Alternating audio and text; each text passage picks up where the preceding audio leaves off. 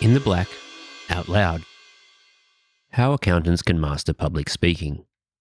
Public speaking experts offer advice to help accountants and finance professionals deliver effective presentations and overcome their fear of public speaking.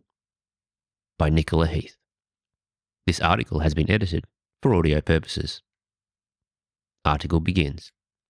Few people relish the idea of getting up to speak in front of a crowd.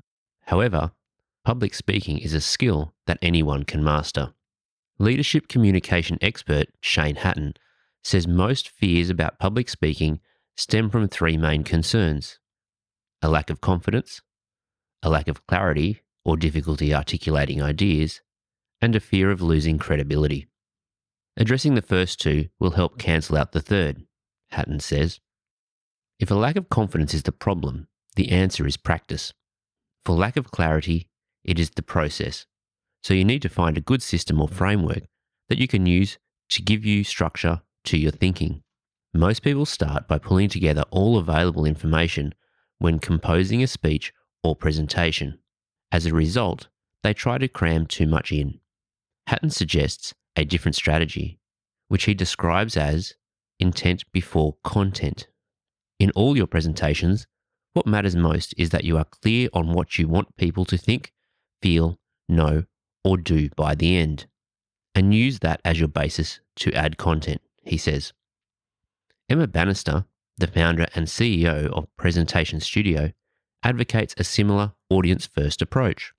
The key to being a great speaker is to bring value to your audience, she says. That means understanding who is in the room and why they are there. How can you provide value to them? Deliver a presentation that ignites their curiosity, offering insights they will not find online or in a shared document. Be a ruthless editor and cut anything that doesn't add value. Every element in your presentation should serve a purpose towards the end goal, Bannister says. If not, remove it. Keep it concise. The most effective presentations incorporate a mix of hard facts and storytelling. Hatton says accounting and finance professionals tend to focus too much on numbers. They forget that people at their core are storytellers and miss the creative elements, the stories and metaphors they can inject into their speaking.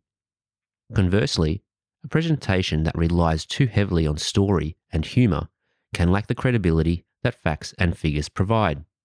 To keep an audience engaged, you have to keep dancing between the abstract and the concrete, the creative and the credible, Hatton says. A change of pace can also help retain the audience's attention.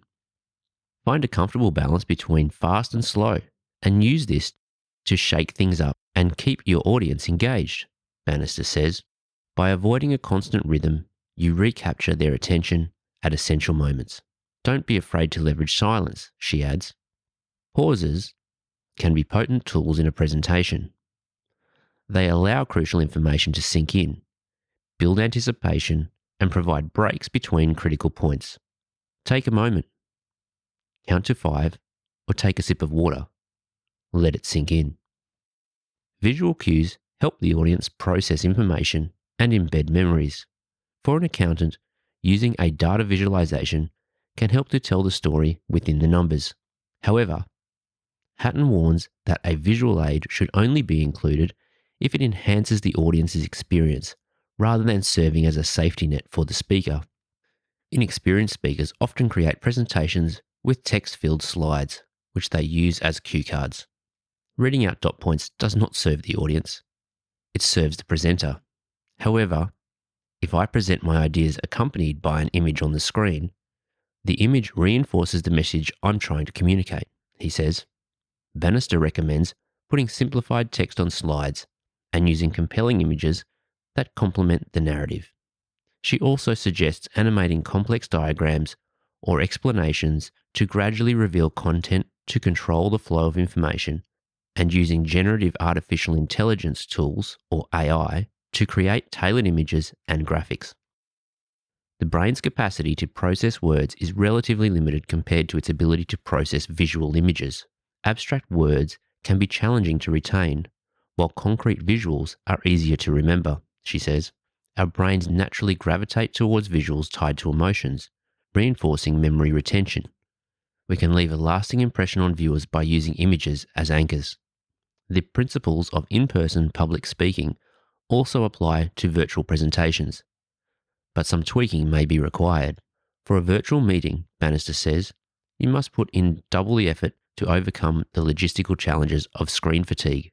First, double check that software is up to date and that the internet bandwidth is sufficient. Slow internet speeds can be a significant setback, Bannister says. Ensure you have a backup mobile hotspot and, wherever possible, film sections of demos or recordings that will not strain your internet connection. Once the meeting is underway, invite people to switch on cameras and establish eye contact by looking at the camera rather than the screen. Keep the presentation as concise as possible before inviting questions and feedback via a raised hand or the chat. Bannister recommends recruiting a colleague to help.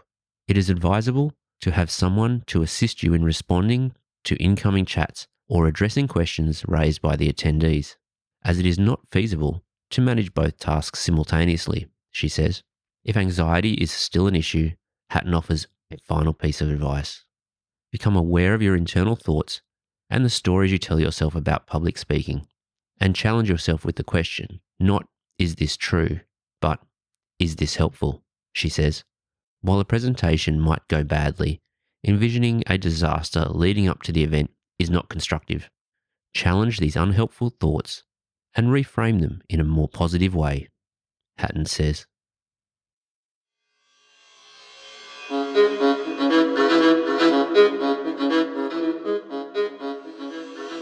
In the Black, Out Loud.